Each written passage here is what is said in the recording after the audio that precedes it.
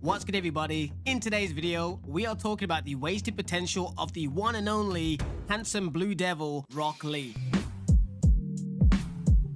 Rock Lee was introduced to us in such a badass way. He one-shot Sasuke and instantly hooks us in, the viewer, as none of us expected Sasuke to lose, especially in the way he did. And this was great because it humbled young Sharingan, because at this point Sasuke was getting pretty arrogant and almost believed that he was above everyone else due to him graduating top of his year's ninja class. So when he loses so easily to Rock Lee, we now know there are other young, powerful shinobi out there to keep an eye out for. And Rock Lee also does beat Naruto, but let's be real, at this point, Naruto isn't really shown to be a competent ninja, so making such a powerful entrance for a character builds us up to believe that Lee's probably going to become a prominent, strong character moving forward.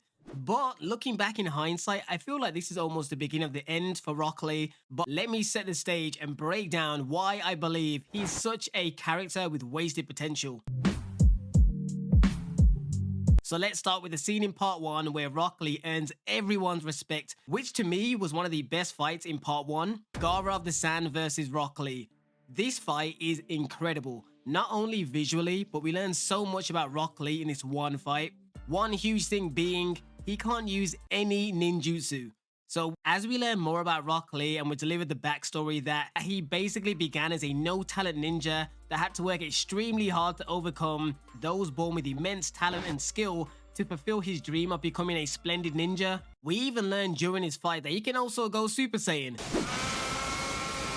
Well, not quite, but close enough. And even though Lee ultimately loses the battle against Gaara, he proved his determination and skill to everyone in the arena, as well as us, the viewers. And that moment when we see him rise up that one last time, but then realize it's just his body acting on impulse and sheer willpower. I can't speak for you guys, but for me anyways, I was sold on Rock Lee being an exceptional character that embodies everything about the series, and I would argue even more so than Naruto himself, as Naruto Uzumaki is built up to be this lone character that had no skills or gifts to become a ninja or a future Hokage.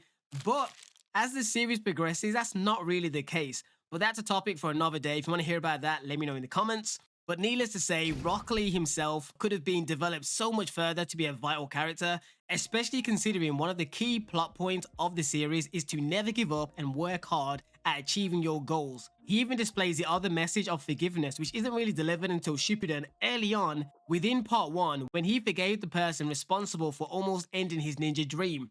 But overall, in the series, he is used more so as a tool to continually build up and prop up other characters, such as they have Rock Lee easily beat Sasuke and show how long and hard he's worked to develop his moves and speed.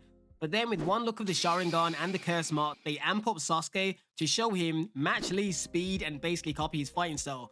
And things like this is done over and over again. For example, when they have Naruto beat Neji, the sole main person that Rock Lee himself wanted to beat to prove that hard work can beat natural talent. But this is the message they chose to have delivered by Naruto, which I guess I understand. But then there's another example, and this is when they show Rock Lee's great good nature and his hero-like tendencies when he, on his own, decides to save Sakura when all the Sound Ninjas came after Sasuke.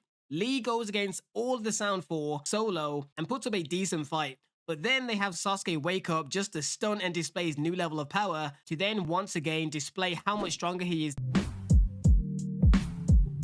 Now, when we move on to Shippuden, there is almost nothing of note to talk about for Rock Lee. He never got any exceptional moments. He never even got to fulfill his one goal of beating Neji at least once, which I thought was kind of messed up because that was like his main kind of thing that would have brought his whole story kind of full circle from like part 1, because that was really his main goal, was to prove to Neji that someone that tries hard could beat him. Fair enough, Neji did get that point across from Naruto, but I think it would have been cool if at least at some point they had Rock Lee at least beat him at least once, even if they're not going to say he's stronger than him, even though I do think that Rock Lee would beat Neji when it comes to the gates.